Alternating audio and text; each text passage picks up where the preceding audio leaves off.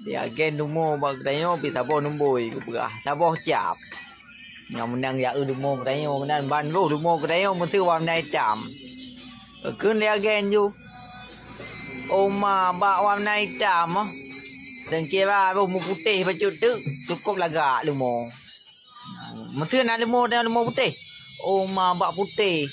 Kau yang pah tagai. Ada yang hitam yang hitam cukup lagaknya.